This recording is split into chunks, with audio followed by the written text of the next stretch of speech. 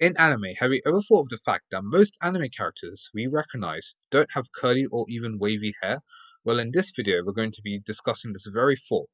What about an isekai anime where we know it's going to be a completely new world? Why even then we don't see characters have curly or wavy hair? This video may involve clips from shows that you may be currently watching or planning to watch, so keep that in mind. But seriously though, why the hell do you never see any characters with any other type other than straight? You'd think in an anime you would see hair types with as much variation as the goddamn hair colors we see anime characters have. But no, it's the same hair we see. Do anime studios and mangakas do not realize how much they can do just by adding more variation besides the color of the hair? Hell, I'd even take a Mario reference in the form of an afro that has the same color palette as a goddamn toad. That'd be funny, at least to me. I hope this isn't offensive. Jokes aside, if you actually look at why even something as simple as giving a character curls or waves could stem from the fact that the people working in these studios are severely underpaid in the anime industry. From what I've gathered, the average funding for an anime is around $5 million. Now you're thinking, wow, that's a lot of money. Why couldn't they use that money to pay their employees? It's the fact that those $5 million dues are used across multiple other studios. Take the Ancient Magus Bride, for example. This anime was mainly known by the public to be worked on by Studio Wit.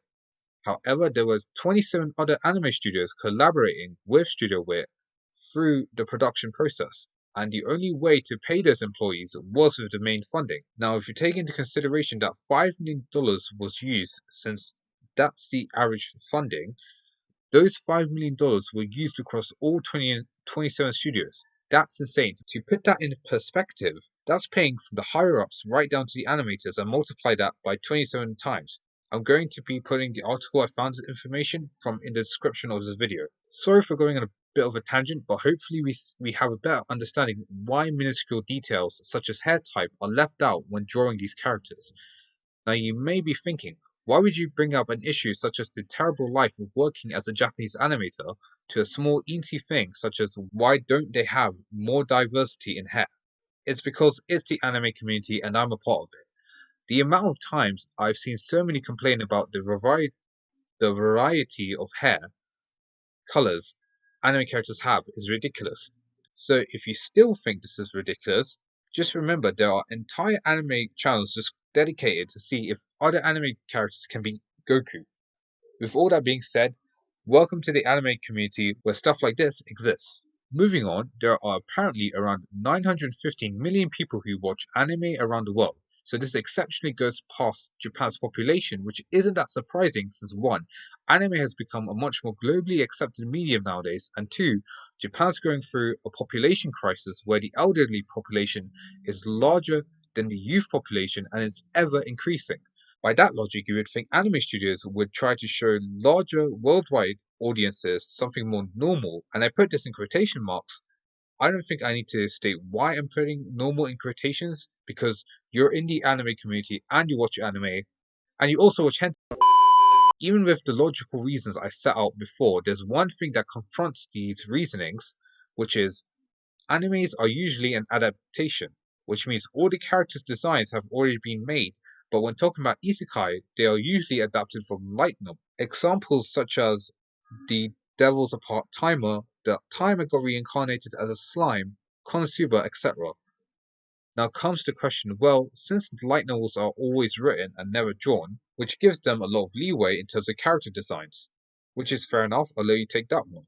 But there's one anime that should have a diverse representation of hair types, which is Naruto. They have characters who come from the Cloud Village, where it's quite obvious by design that they are supposed to be Naruto's versions of black people.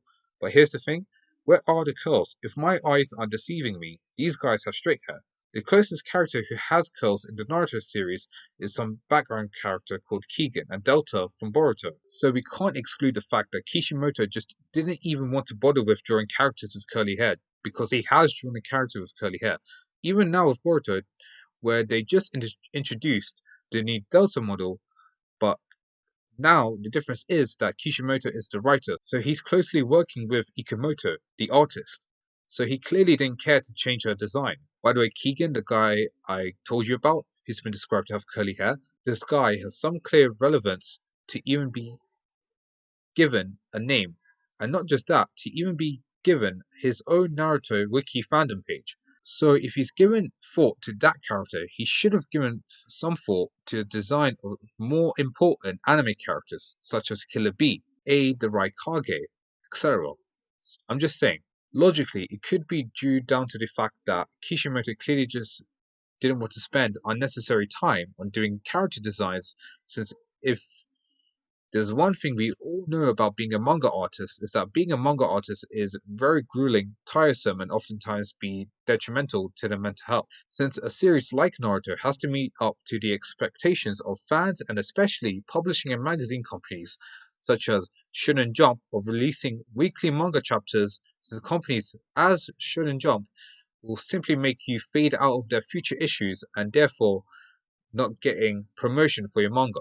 But there is an argument to be made, since look no further than at the Tokyo Ghoul and Re manga, where Sui Ishida and his team created so much detail in their manga panels and still managed to release a manga chapter every week. Unfortunately, however, this came at a cost, where many of you who read the Tokyo Ghoul Re manga as it went will know that videos were made about Sui Ishida's burnout, on how he fell out of love with his own series, and on how, knowing the end was around the corner, he decided to push forward as much as he can to finish his series, which led to a noticeable drop of quality in terms of story and storytelling. So I'll ask you this.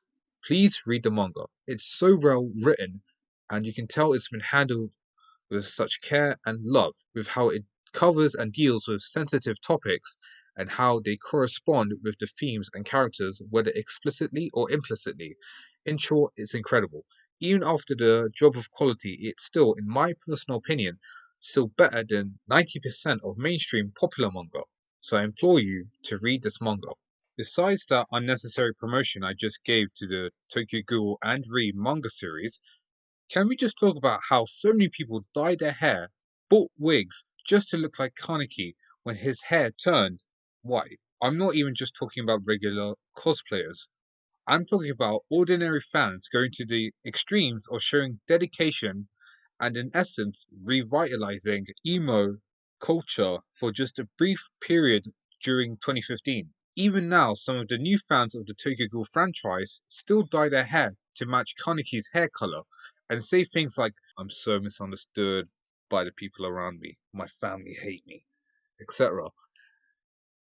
Even just looking at something like this, we can already see the enormous impact hair has in general towards anime fans and the culture of anime and otakus. Now, there's one anime that eliminates all other reasonings for the previous animes mentioned, which is the anime My Hero Academia, or My Hero in short, with its main character Deku, who's been described in the manga and in the anime by Ochako, sorry for the horrible pronunciation, to have curly hair, which I won't be surprised if you didn't remember, since how the hell is anyone able to discern his hair is curly?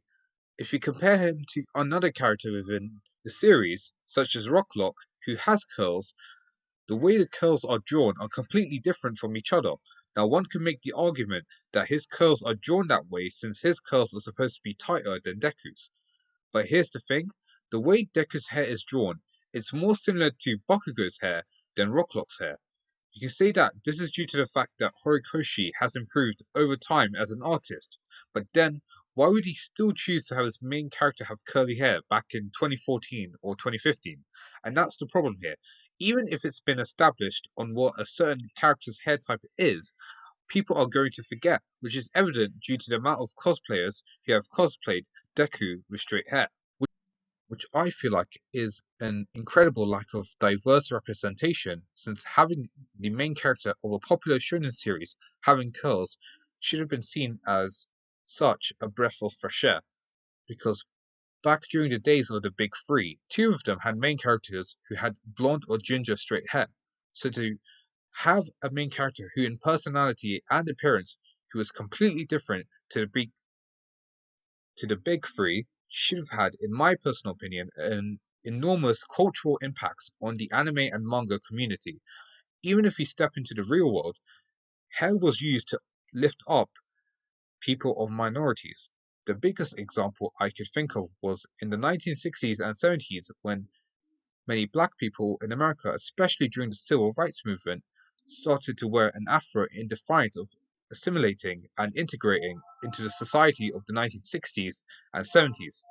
This made the afro become a political symbol, so even reflecting back on the modern history, we can already see the impact that hair can have even on something such as the political landscape to the point of becoming a political symbol. Even so many people within or not within the anime community constantly straighten their hair because subconsciously or consciously they believe that having straight hair would be seen as more attractive within society's eyes. This is especially prevalent and common with girls, since the idea of an attractive girl is a white girl with blonde straight hair and blue eyes. Even from my personal experience, my mum bought a straightener even though she has mainly wavy and some curls in her hair. So even something as minuscule as hair can play an important factor on who will watch anime and what their opinion will be on anime, since hair will always play a part in the larger sphere in terms of culture, since hair will always play a part in the larger sphere in terms of culture. Bear in mind, I'm not saying just to suddenly dump a bunch of diversity into anime or otherwise we're going to have the problem where so many big anime studios are trying to appeal so badly that it's going to be cringy as all hell, like what we have in the Western world. But what I'm saying is that if we're going to add in diversity, no matter what, not just hair, do it properly because most people don't like the fact that old franchises who are completely fine are changing just to fit in with the times of the now, or create a new character just to simply have more diverse representation in their media product, and there's nothing else to them. The only time I could think of where I've seen a genuine character who brings diversity and is rich in personality, or at least comparative to other animes, other than just being an empty character, only serving an empty purpose, would have to go to Onjakapone. So I don't think it's far-fetched to say that having a more diverse representation of anything would have a large-scale impact on anime otaku culture. But on the plus side of things, I feel like characters such as Anja Capone can help set anime become a more diverse place in general and not just in terms of hair. Well, thank you guys for watching this video. I really hoped you liked this video. I know this was a ridiculous one. I didn't realize this video was going to be as a rabbit hole as it would be. So that's all I have to say, and bye.